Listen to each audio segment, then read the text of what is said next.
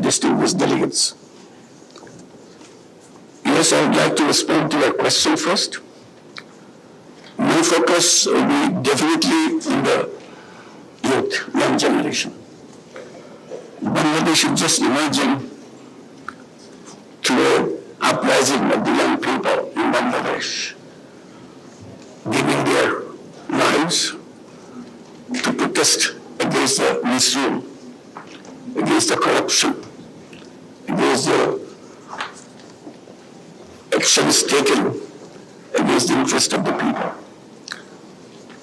And Bangladesh is a very unique country in a sense.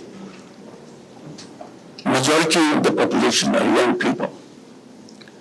Half the population of Bangladesh is under the age of 26. A total population of 180 million. So this is a unique case, but not something that is different from other countries. Aspirations and capability of the young people. So I will focus on that.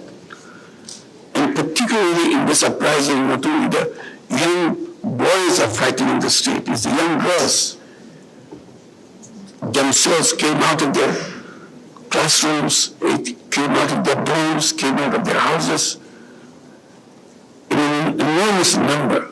So it's not only the boys who are raising their voices, the young girls also. So I think that has to be focused, whatever we're taking, the rest generation will be a very young generation, wherever we are. So this is one particular focus I want to make. It's an honor for me to address this August gathering on behalf of the least developed countries. We gather here at a time when conflicts, climate shocks, debt distress, and pandemics have derailed our hard-earned development gains. The annual SDG financing gap now stands beyond $4 trillion. The LDCs suffered the most as extreme poverty rises with diminishing development assistance, decreasing foreign direct investment, and widening digital divide. In many of our countries, the annual GDP growth continues to lag behind this 7 dozen SDG target. I stand before you with a clear message from over 1 billion people. We want peace, dignity, and opportunity for sustainable development. And in this context, let me highlight a few key priorities for the LDCs. First, the Doha Program of Action must move from promises to progress. The development partners must fulfill a real commitment of 2%, 0.2% scale-up grants and concessional lending, and ensure that financing aligns with national priorities. Second, the debt crisis is a pressing systemic challenge.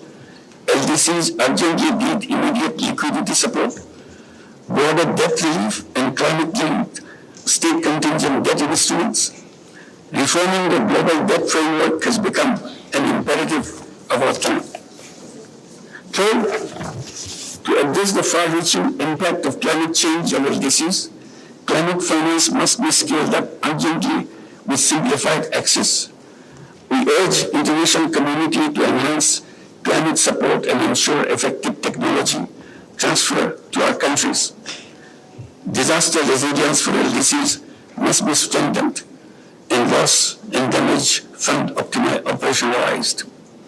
Finally, the global financial architecture must be overhauled to make it equitable, representative, and fit for purpose.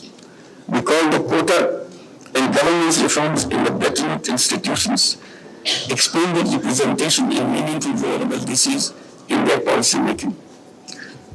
Stronger coordination between the UN and these institutions is essential for inclusive economic governance. Excellencies, many LDCs are entering the graduation pipeline, yet they are highly vulnerable and fiscally constrained. We urge for continued support and coordinated withdrawal measures so that their graduation remains sustainable and irreversible. The gap between promise and delivery is not to be measured in just statistics, but in their lives lost and human potential wasted. International community must match pledges with old actions. Let this summit inspire hope, advance justice, and chart a more equitable path for the world's most vulnerable. Before I conclude, I will also add one more thing about what I mentioned about Bangladesh, and it's repeated in Nepal. So young people rising against the government taken down. So it's not extreme phenomenon. I think this is going to be a norm.